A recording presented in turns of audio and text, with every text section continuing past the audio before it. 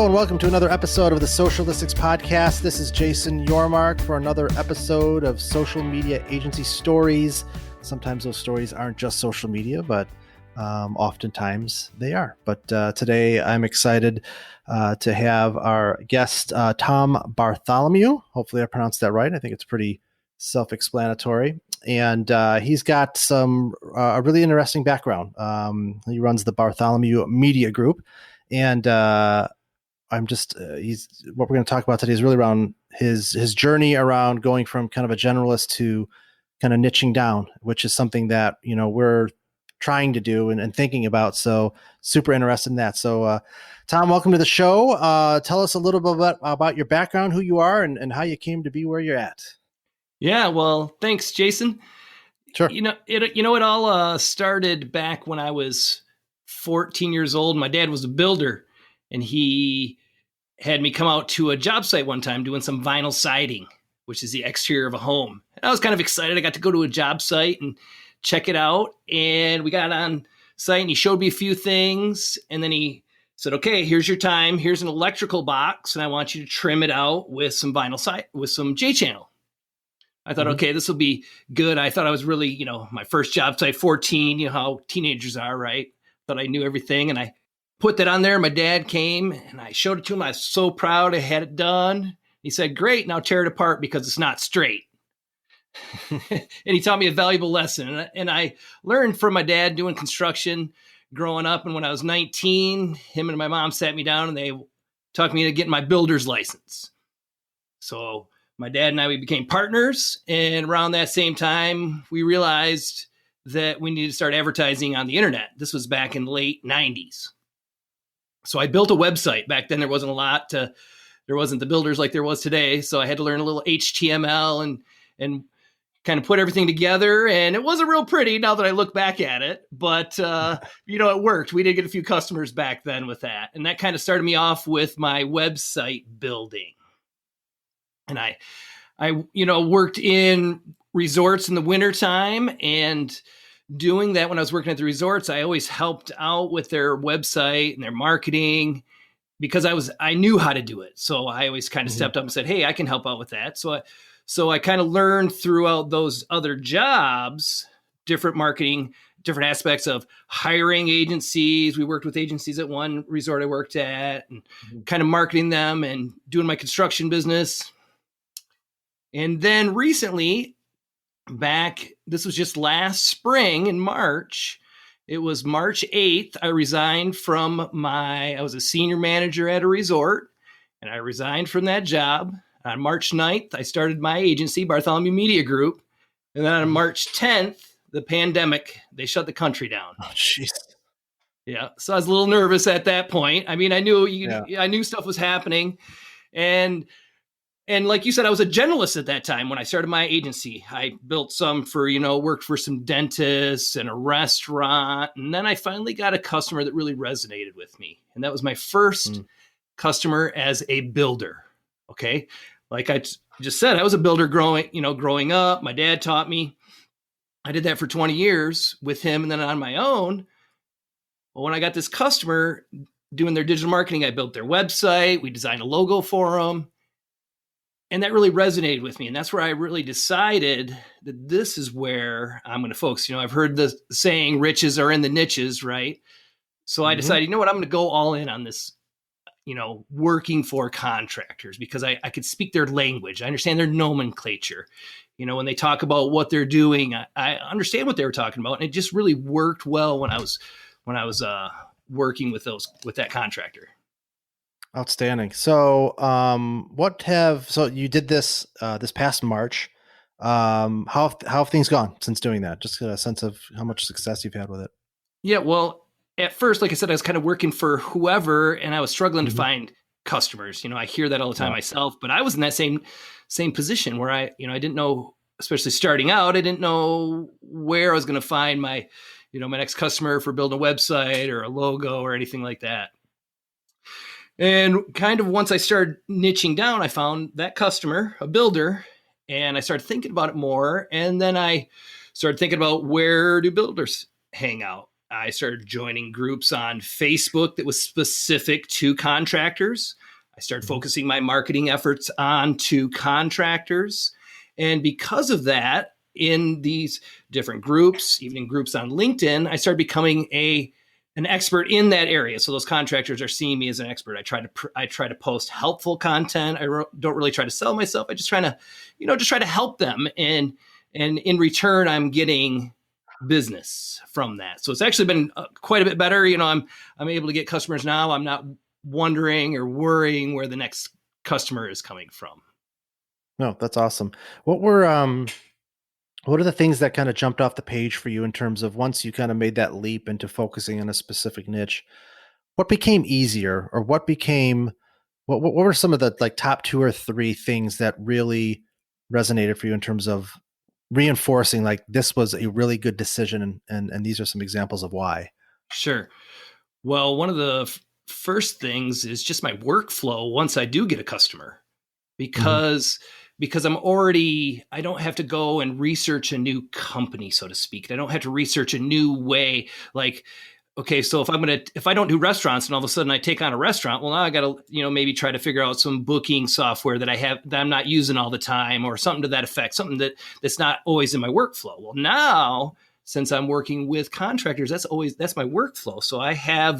So it shortened my time down in development, even in, I have a set of questions that are geared towards builders. I have a customer profile for them to figure out, so we can figure out who their customer is, and it's geared Mhm. towards builders. And I don't have to recreate that for other industries. So that's the first thing that I didn't even realize was going to be a benefit to me. It's just my workflow became much easier because I didn't have to recreate things. Mhm. What are some other things that kind of stood out in terms of how you're benefiting from this way of doing things versus having to take on multiple industries? Well, like I said, that was one that was just kind of unsung. I didn't even realize that my Sure. workflow would shorten up, but I think just being able to know, even my ad spend has gone down because I Yeah. know who I'm marketing towards. It's much easier, to when you understand who your customer is. It was much easier to find them. Now Yeah. now I can just go into these groups, and there's people in there that are, I'm just engaging with them. They're engaging, and we're creating this connection, and they eventually become customers, and that's how it's been working lately. What in terms of what you experienced in terms of closing business, maybe pre and after kind of niching down, have you noticed a significant difference in your ability to close business as opposed to what you were doing before? Yeah, actually, yeah. That I'm glad you brought that up, because they feel more trust in me, because they see, even in my marketing material is switching over to that where it says contractor. So they see that that's what I specialize in. So it's much easier to sell them and get them to, sign on with me as an agency than maybe Mhm. someone else, because they see the value that I bring, because that's all I do. And because I have that credential of being a licensed builder for, 20 years. Yeah. What are some of the things? I mean, that's what's interesting for you is that you kind of launched this right. Your business hasn't existed in a non-pandemic world, so that's got to be a really unique thing. What I'm curious for you is, have you thought about what your business can and will look like once the world goes back to normal? Like, what are some of the things that you think will benefit, maybe be more of a challenge in terms of what that looks like, post pandemic? Well, it definitely has been interesting trying to, build a business completely online. Which I'm definitely a people person. I like to Hmm. interact. I like to get out there, and it's definitely been tough. I found that a lot of networking groups, just to get out there and interact with people, and not even looking for business. And I've been able to find some that are in my niche. I've been able to find some networking groups that are, contractor based. They're working on their marketing and stuff, and I'm able to get into those because I do have that history as a contractor. Yeah. So that's been, Are that's there been one thing. Yeah. yeah. Are there any other agencies that you know of that cater to this specific industry? There's a handful, actually, Yeah. not a ton, but yes, there is. I mean, Yeah. construction is a big business, so of course Yeah. there's a few of them, and those are my competitors, and that's who I go out and I try to be like them. I do my, when I'm on SEM rush and I'm doing keyword research and I'm, Sure. doing research on that's what I'm looking at is those people to be able to build my brand and, just increase that overall brand awareness. Gotcha. Just a little bit more. Is this just you? Do you have folks that are on your team? What kind of growth have you had over the past 8 months? How are you projecting? Just kind of curious what your overall business has kind of looked like and is working towards. Sure. So what we're trying to do right now is we're trying to take on so when we started, we were pretty lucky if we were getting 2 customers per month is what we were at, right in the first few months. And recently we've gotten to where I'm, signing on 3, and just this last month we had 5 new customers. Yeah, So it's been kind that's of great. ramping up, and I think that's kind of, I think this, this last month was definitely not where I see the average. I don't see myself signing on that many. 4 is where is my sweet spot, because we try to start right from the beginning, build their brand, colors, fonts, right through website development to social media management. Gotcha. So for the majority of your clients, are they coming in pretty like they're full service? Like they need brand, they need a website, either created or recreated, and then from there pivoting into kind of an ongoing relationship with them around their digital marketing, social search, all those sorts of things. Yes. So I generally start off with a website is where we start off Mhm. with. And Yeah. unless if they already have a logo, sometimes it might get reworked. That's if they're happy with it or if they're not.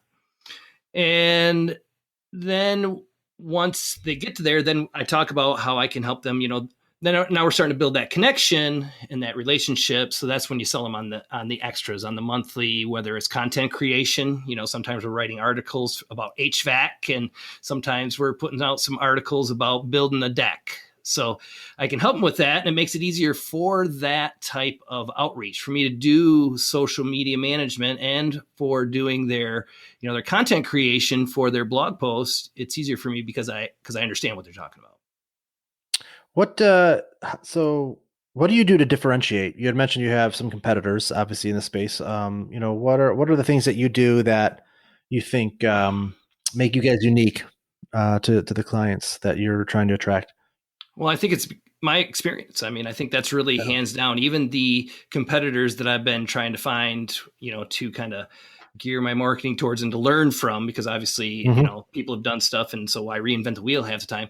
But I think because that I have, the 20 plus years of experience as a licensed builder, I understand and, and I really kind of sell that when I'm talking to them. That's kind Hmm. of how I make that connection. Once you make that connection with somebody, even when I used to teach skiing in the wintertime. I still do a little bit. I'm in the industry, but for 25 years, I've been doing that. But it's the same way. You got to build that connection. That's how you get people to like you, is you have to find a commonality. And that's where I get the customers now, is I find that commonality. I was a builder for 20 years. I understand where you're Yeah. coming from. Sure. Do you think so? I mean, in terms of that connection, having a specific experience in their world, speaking their language, obviously, I'm assuming that has a lot to do with the ability to get them to a yes in terms of working with you. Is there anything else that stands out to you that contributes to that significantly, or is it that really? I mean, obviously, you have to deliver results. You have to know what you're doing. Assuming that, is it really the fact that you kind of grew up in that world and had that experience? Do you think that that's really your biggest differentiator, the thing that's really taking them from a maybe or a consideration phase to a yes, or is there anything else that kind of puts them over the top as well? Well, I think that, and the fact that I only work with contractors now. I think that's a big Mhm. differentiating factor. Just because I can say, "Hey, you look at everything I have. Everything's for contractors. I'm here to work for you. I'm Mhm. not a marketing agency who works for everybody. A generalist. I don't work for a restaurant tomorrow and then you today." Or vice Mhm. versa. I'm working for contractors day in, day out. That's who I'm thinking about. Contractors. I'm searching contractor marketing. I'm trying to figure out, which yard sign will work best for you, right? How Mhm. to sometimes I've helped with designs of hats or T-shirts so they could be on the job site and look more professional. So I understand all of those things and even make recommendations because that's what I'm working with, and I'm finding out what's working for other contractors, other people in the same industry. I can help you as a contractor because I know what's working for them because I've already done it. Sure. What is it? What is it that you love about being an agency owner? Like, what are the things that your favorite part of what you do? Well, like I said, I started building websites in '99, so I've always had a fascination with that, and I've really enjoyed working with the marketing departments of the resorts and everything. So that's why I really enjoy. I'm glad I was able to put that together to become a digital marketing agency, be able to do that. And I like the reason I got out of the resort industry because I was working every weekend and holiday, and I really love to ski. So this winter I've been able to ski on weekends and holidays. So it's been, and even midweek sometimes. So that's one thing, I'm an early riser. I get up early. I get up at, 4:30, 5 o'clock. So I get my work done by 1 o'clock and I'm able to go to the ski hill. And I wasn't able to do that before. So I really enjoy that. Awesome. Flip side on that, what are the things that keep you up at night when it comes to this sort of thing? Well, I don't always finish my work at 1 o'clock. Sometimes I'm working right now. I'm in Michigan, so right now it's 7:30. So, there you go. So as an agency owner, that's another thing. I might be working until midnight. So that's something I don't always like. Depend, if I got a deadline, a customer, something wasn't working, or all of a sudden they want this change and it's got to happen by tomorrow. Well, I'm not just punching out and coming back in the morning, punching in. I'm staying up late. So that can be hard sometimes. Yeah. What, I know that there's, we have some agency owner listeners or aspiring ones, based on what you've experienced. If somebody came to you and said, I'm thinking about doing this, what are kind of 2 or 3 things, what are your top recommendations that you would give somebody that's looking to kind of go down this path to be thinking about to kind of set them up for success? Sure. Well, I mean, consume stuff for your, what you want to do. If you want to be a digital marketer, if you want to be a website builder, you want to be, a social media manager, graphic designer, whatever it is, consume that material, consume other people, listen to your podcast, right? The socialistic podcast, I agree. Yeah. Listen to other people. I'm a podcastaholic. I listen to podcasts. I put in my earbuds. I live up north in Michigan, out in the country, and I split firewood, right? I heat with an outdoor wood burner. So I'm out there, and I got my splitter going and I got my earmuffs on with the, podcast going while I'm doing work outside. So that's what I'd recommend, consume it, listen to what other people are doing. They have, they've already done it. They've got the results. Copy what they're doing. That's what great businesses do is they get copied. That's a rule of business. Yeah. I'm going to do another flip side question on that. Something you would advise to not do, like what's a mistake that you made maybe that you would advise an aspiring agency owner to not fall down the same path? What not to do? Or something that something that I think make sure that when you are charging a client, make sure that you have a good contract, a good outline scope of work, a good project scope, because you could really when I first started, I was really doing extra work that I shouldn't have been. And by listening to podcasts and, watching YouTube and just in general, I learned that I shouldn't be doing that I really needed to get all these things on that scope. And so now I say, okay, I build a website, but I'm not writing your content for this price. You want me to write your content? This is the extra charge. And in the beginning, I was just doing that. I was writing the content. I was really doing some, good H tags, H1 and 2 and 3, and really giving them some good stuff that I wasn't charging for. So make sure you're charging what you're worth or for the work you're doing and have a good scope, good work scope. Yeah. That's a great point. I haven't invested a ton in like legal around those sorts of things. I think one of the best things that I recommend is, find an agency mastermind group, or just surround yourself with other people that have done it. And oftentimes, you'd be surprised how much they're willing to share to help you kind of navigate that and share resources and advice. I'm part of one that, has been fantastic in that regard, and I've gotten so much value out of it that but you got to approach it with you don't know you don't know everything, right? Like it's for me, I love being surrounded by people that have more successful agencies or farther down the road, and to be able to learn from them is can be incredibly empowering to help kind of grow your agency at a pace that maybe otherwise you wouldn't be able to. I didn't do that until my third year of doing this. I had wished that I had entered into that earlier, and I probably would be farther along than I am now. So Sure. that's always a good thing, is to kind of surround yourself with folks that do what we do. Absolutely, absolutely. I got two other for agency owners, and I wish I would have done it a little bit earlier. Is I just started getting some mentorship from SCORE. Mm-hmm. So, if Okay. if you're starting out a business and you need help with a business plan or where to get insurance, they have SCORE is a free resource. They're all volunteers and don't charge anything.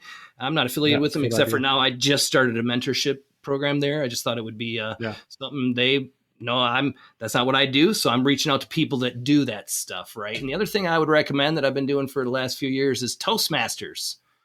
It just helps you speak Good with your point. customers Oh better. yeah. Toastmasters, Yeah. you learn how to speak better, get rid of the ahs and ums and different things like that. And it's just a great group. It's a good support group. It's been great through the pandemic. They've been able to help me with ideas and how to niche down and how to kind of speak, different ways. So those are two things: SCORE and No, this is good. Toastmasters. Yeah.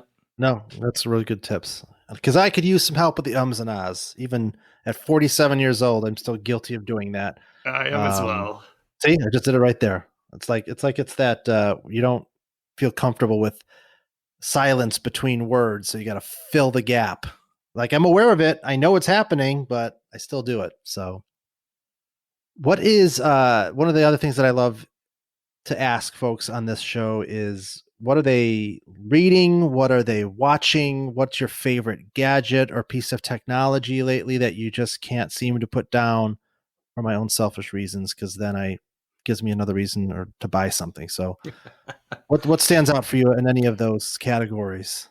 Well, lately, like I mentioned that I have recently started on a podcast tour. So I've gotten some new equipment. I got a new microphone that has helped out a lot. And I started just doing some different recordings, and it's helped out even with the videos. I noticed a huge difference. So the microphone has helped me a lot. So that's the one thing that I'd recommend somebody to invest in, especially nowadays, because everything's online. I didn't realize how bad the quality of the PC was in my Zoom meetings and even in my Toastmaster Mm-hmm. meetings until I got a microphone, and then I noticed the difference. So that was a real big piece of equipment for me anyways.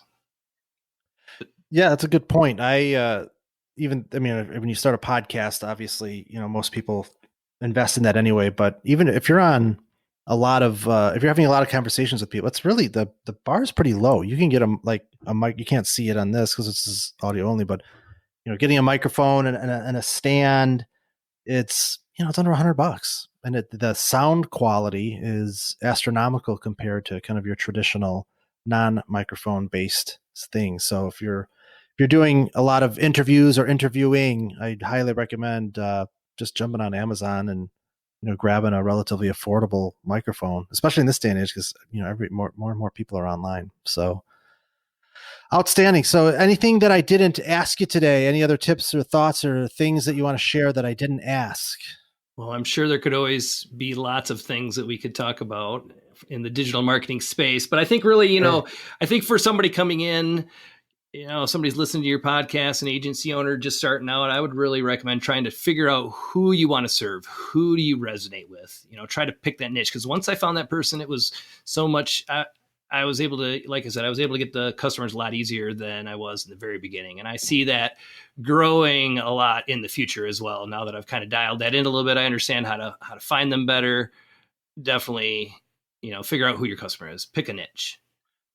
Yeah, and I've been given that advice too. And I always the question I ask is, well, how much I should do research, and is it viable? And the advice I was given was, look, there's money in everything. Pick something that you're passionate about. That's Pick right. something that you're passionate about, that you care about, that you're authentically going to be connected to, and that's the thing that should drive the decision around where you niche.